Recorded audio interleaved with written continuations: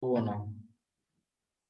Saludos, nosotros somos el grupo número 3, el cual vamos a hablar resumidamente de lo que nos pareció el libro El síndrome de Pajar del señor Elijao Manuel Godra.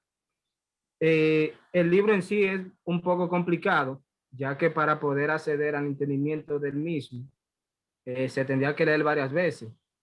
Otra cosa es que el libro fue escrito hace muchísimos años y en la actualidad hay muchas cosas modernas en la cual nosotros, según vayamos leyendo el libro, se darán cuenta que cuáles cosas son. Pues bien, el cual habla sobre la teoría de restricciones y el papel que juega en la actualidad, el cambio del cual debe tener una empresa. Hoy en día, este cambio significa nada más y nada menos que una modernización de la administración basada en la cantidad de costo para sumergirse en el mundo del rendimiento y puede cumplir la meta de mejoras continuas de la empresa, lo cual se produce sencillamente en ganar dinero hoy y ganar dinero en el futuro. El autor en todo el libro se concentra en tratar la diferencia, eh, eh, no la diferencia, sino en definir las diferencias entre datos e información y la importación de tener una u otra toma de decisiones acerca del curso de la empresa. Y justo con ello establece unos pasos que le permite a la empresa abandonar si es que sí desea la contabilidad a costo o de costo.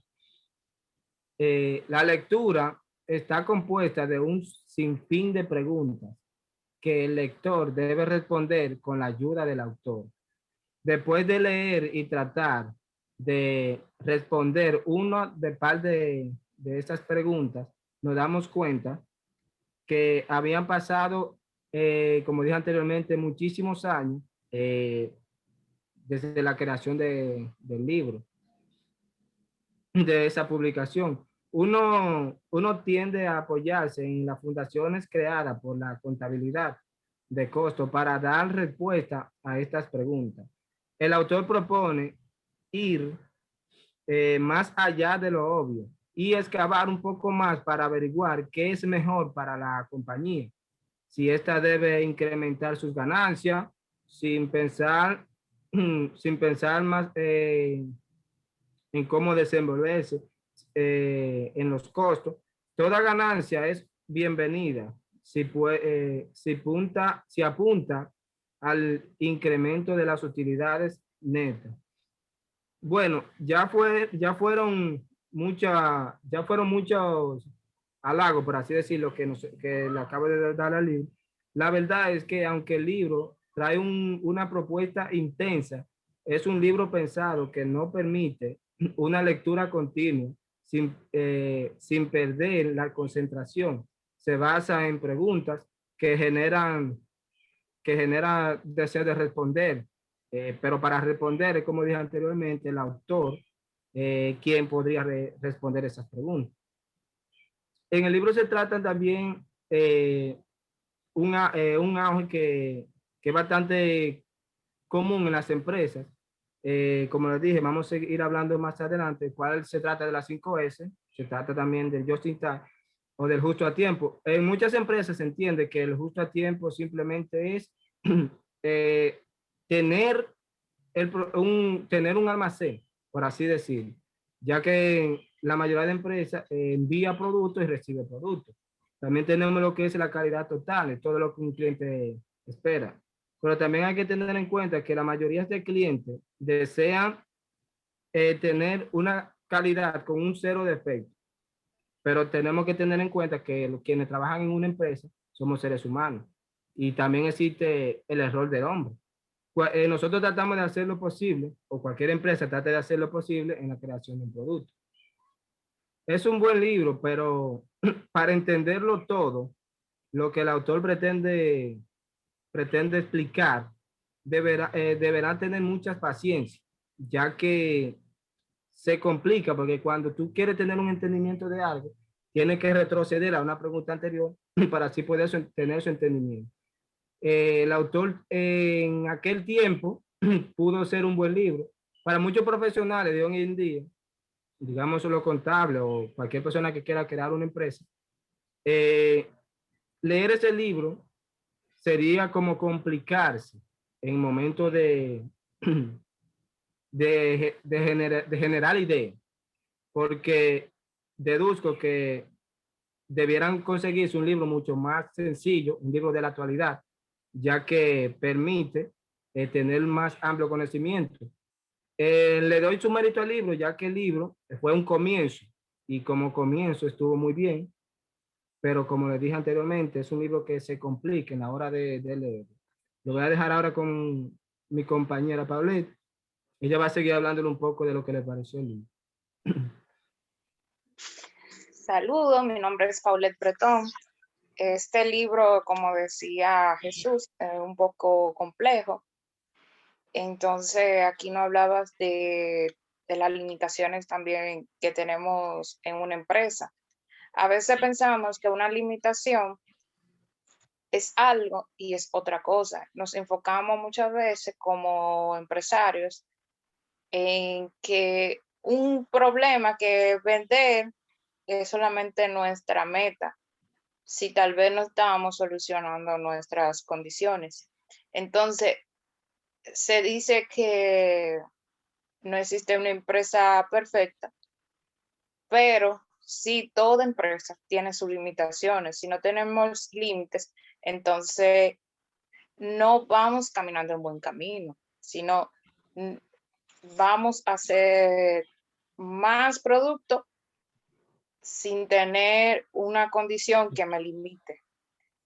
Entonces, por eso el autor indica las diferentes, o sea, primero debemos identificar las limitaciones que tenemos en el sistema de la empresa.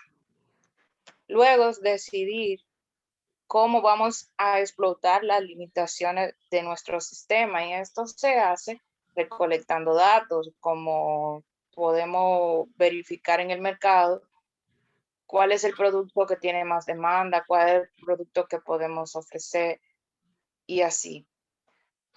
Entonces también subordinarlo en toda la decisión anterior.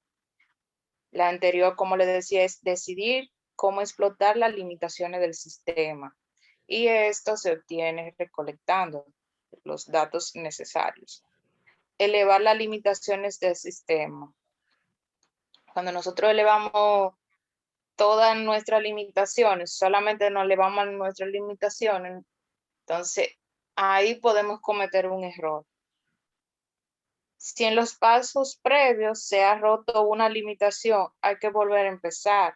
O sea, si no vamos haciendo las cosas como deberíamos hacer, como debería hacerse, sino hacer un producto, porque se está vendiendo, no.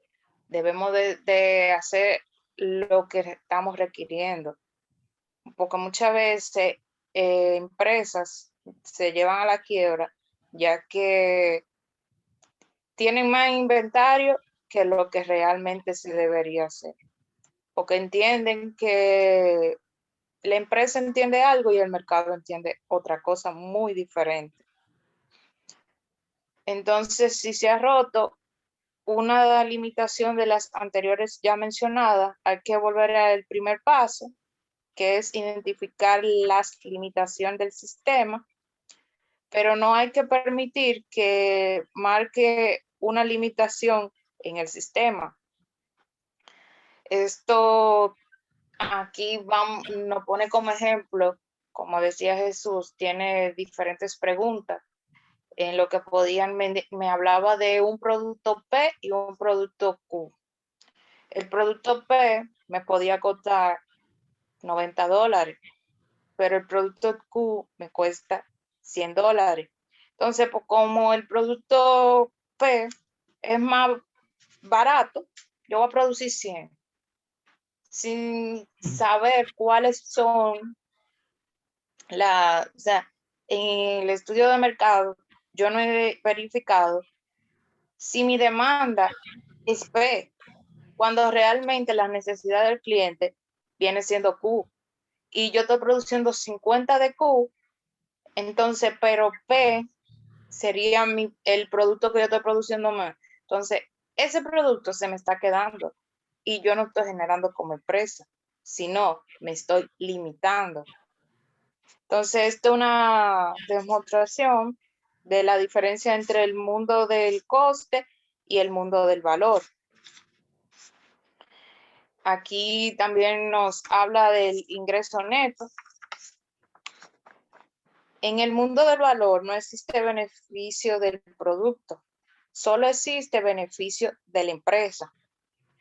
Aclarando la confusión entre datos e información, algunas definiciones son fundamentales. Para el autor, entonces los datos sería el producto, pero las informaciones sería ya los datos recolectados en el mercado. Entonces, los datos le corresponden a la empresa y las informaciones, según él indica en el libro, a las ventas. O sea, lo que realmente se está vendiendo es la información.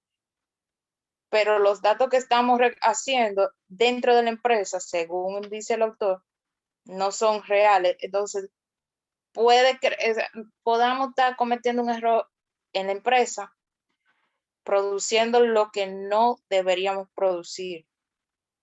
Entonces, esto demuestra un impacto en el nuevo proceso de la decisión de algunos aspectos tácticos.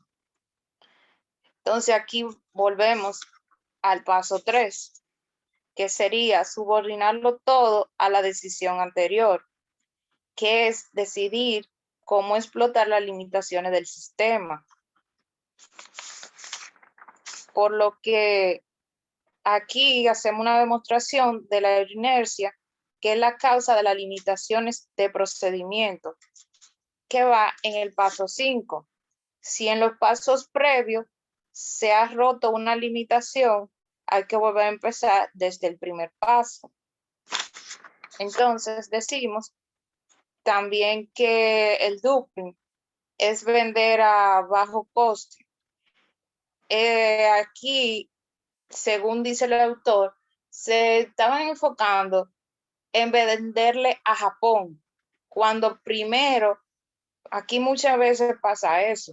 A veces no queremos vender, o sea, no nos hacemos un estudio de mercado y no nos hacemos grande en nuestra nación. O sea, no lo vendemos nacionalmente. O sea, nuestro producto no tiene demanda. ¿Qué me va a garantizar a mí como productor que en Japón ese producto se va a vender? Cuando realmente ni siquiera aquí se está vendiendo el producto.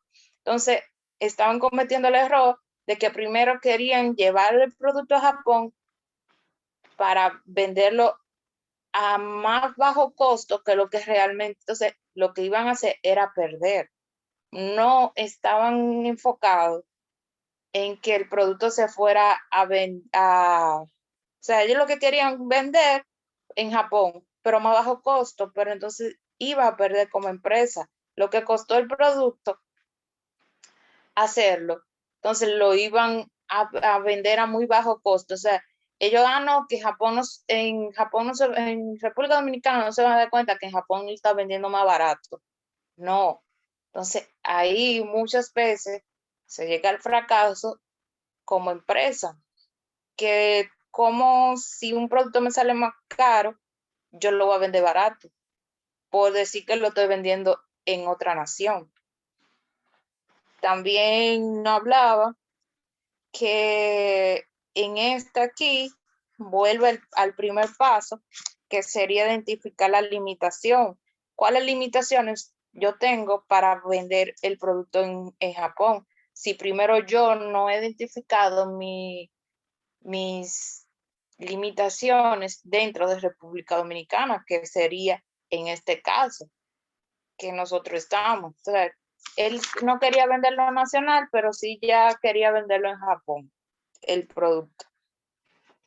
También el autor indicaba que había que hacer una arquitectura de un sistema de información para ver qué tanto podíamos vender el producto, estructurando un sistema de información, haciendo el intento de cómo evaluar el mercado. También nos indicaba que debemos determinar nuestro inventario en materia prima. Si yo tengo, hay 3 factores que influyen cuando tenemos la frecuencia de entrega, el nivel inferior de nuestra propia empresa y la habilidad del proveedor. También hacía una introducción a la necesidad de cuantificar la protección de lo que los datos y la información que estaba requiriendo.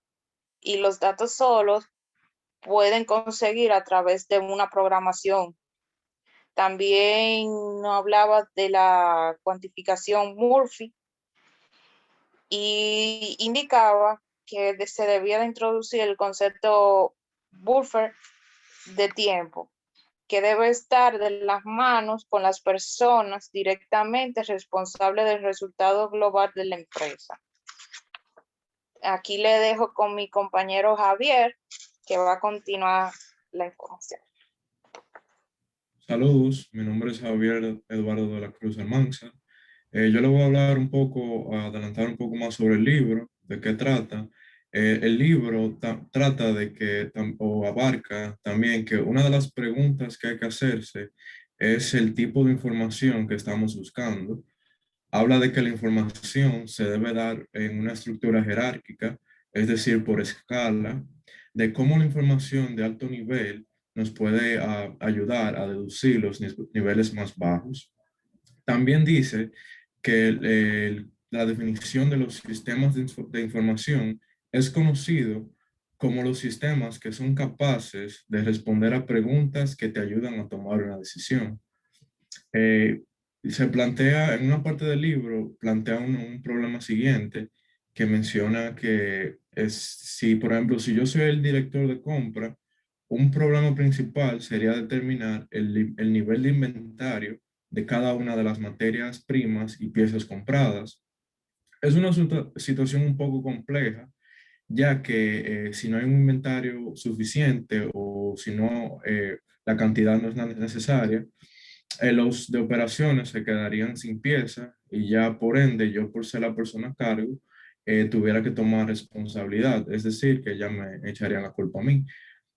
También si trato de acumular mucho material, el director financiero llamaría a mi jefe y le haría preguntas que qué cantidad hay que tener y cómo yo puedo demostrar que estoy manteniendo el inventario a un punto adecuado.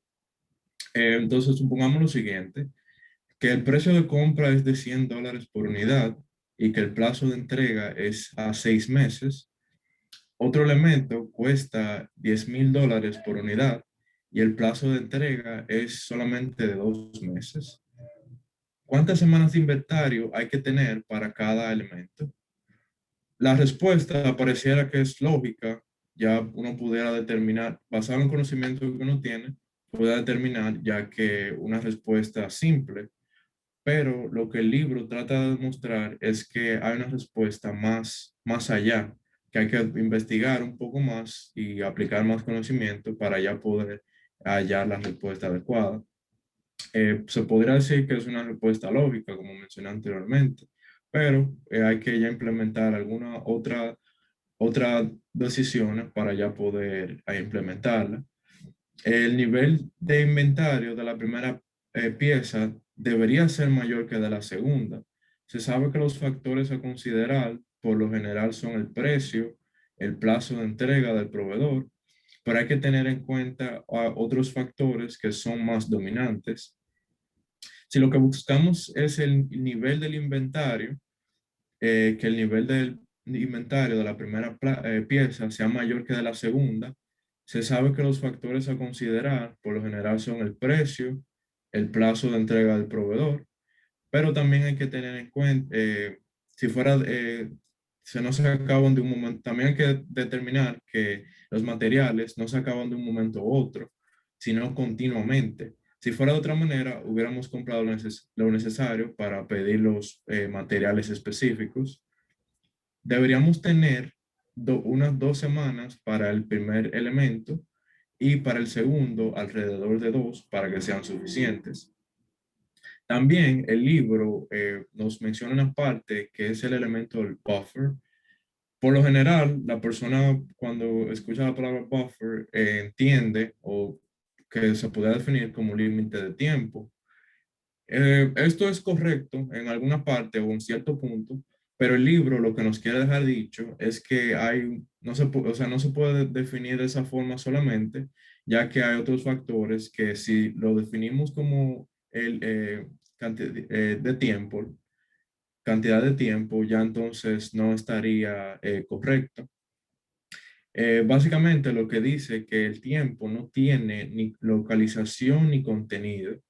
Y la mejor forma de denominar a los buffers que sería que existen para proteger el funcionamiento de la limitación. Es decir, que cuando se sabe cuál limitación se tiene que hacer en un trabajo en específico, se utilizaría el material con el buffer, que ya sería el límite de intervalo de tiempo, y este material puede que no sea necesariamente físico, puede ser un plano, no tiene que ser, porque por lo general cuando pensamos en material es algo ya tangible, pero entonces en el libro lo que nos quiere dejar dicho es que no tiene que ser necesariamente físico. Ya como hemos visto, los datos estadísticos más detallados no nos ayudan a tomar las mejores decisiones.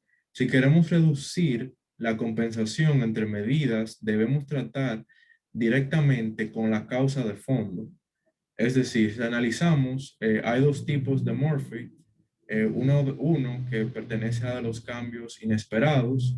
Esto puede ser que, por ejemplo, en un día un operario falta el trabajo, ya eso es algo que no se espera, no se está preveniendo con esto. El descontrol de un proceso, que un material no esté disponible. Este es uno de los principios que Murphy dice que no se puede controlar, ya que es algo que no se está esperando. También hay otro fenómeno conocido como la disponibilidad no instantánea, que lo que hace es que cuando nuestro flujo de trabajo se interrumpe, ya sea por el área que está utilizando otra área, otra tarea, esto se denomina como disponibilidad, o el autor de este libro mejor lo denomina como disponibilidad no instantánea. Ya dicho esto, le voy a dejar con mi compañero José Armando para que le pueda abundar sobre el tema. Bueno, mi nombre es José Armando Peña. El libro también enseña algo que me llamó mucho la atención, que son cómo identificar las limitaciones. Dice que hay dos tipos de limitaciones, que es una política y física. Pero la política no se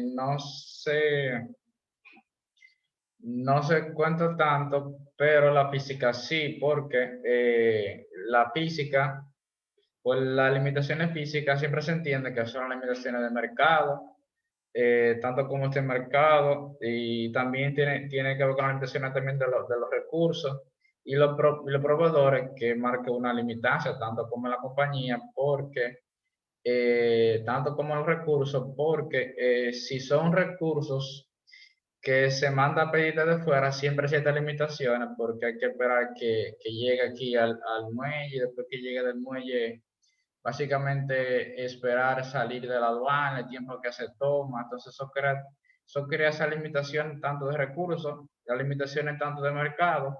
Habla más sobre cómo, habla más sobre las limitaciones de la persona, básicamente, de cuando van a comprar productos, o básicamente si ese mercado que compra ese producto está también limitado, porque no todos compran básicamente ese producto. También habla también de los proveedores, que básicamente habla también de las limitaciones de los proveedores. Y también hay que tener en cuenta siempre a la hora de identificar una limitación, ya que si no es una limitación y nosotros declaramos que lo es, vamos a tener que cargar con ella. Pero si en verdad sí lo es y no lo identificamos, no habremos hecho ningún daño, ya que a dar la vuelta al momento de continuar con la identificación es probable que lo observemos. Entonces siempre quizás eligiendo el proveedor o el material, pero básicamente uno siempre se arriesga mucho. También está otra limitación, que yo hablé sobre la limitación de los recursos. Tanto la limitación de los recursos no tiene que ver mucho con lo que es el cuello de botella, sino los recursos del material, o sea, no tienen suficiente capacidad de protección. Y también debemos empezar también un análisis sobre las limitaciones del mercado, lo cual que es en los pedidos de los clientes, que en su mayoría, y supongamos que no tenemos limitaciones internas, tanto como en la maquinaria o lo que sea, pero siempre va a haber esa limitación de los mercados, tanto que su mayoría siempre lo que tiene que ver con las empresas pequeñas o medianas, siempre tienen esa limitación, porque hacer una empresa pequeña siempre tienen una limitación de clientes a lo que se puede vender el producto. Y también es necesario también identificar cuáles serán también los cuellos de botella para el cumplimiento de los pedidos también. Que el cuello de botella es un recurso que no tiene suficiente capacidad producida. Siempre es un límite. Cuando en esta fase tendremos que elegir, en todo caso, un cuello de botella como máximo. Siempre se elige uno.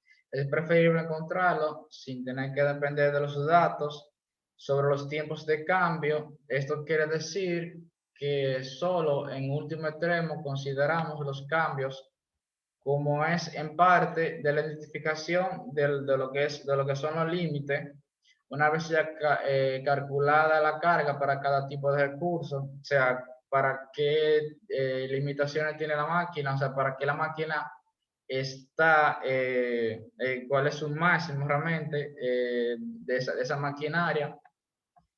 Y y también de acuerdo también con los calendarios dados, básicamente, porque en su mayoría, en su mayoría,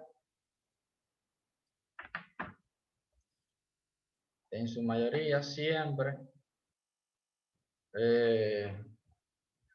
en su mayoría siempre, que en cada mes realmente de la compañía, realmente nunca tiene el mismo tipo de pedido en su mayoría, y eso crea limitaciones porque puede ser que en febrero haya más pedidos, puede ser que en junio haga menos pedidos. Siempre se calcula eso realmente sobre lo que tiene que ver con la limitación, y ya es toda mi parte ya de lo que tiene que ver el libro. Y bien, que pasen buenas y adiós.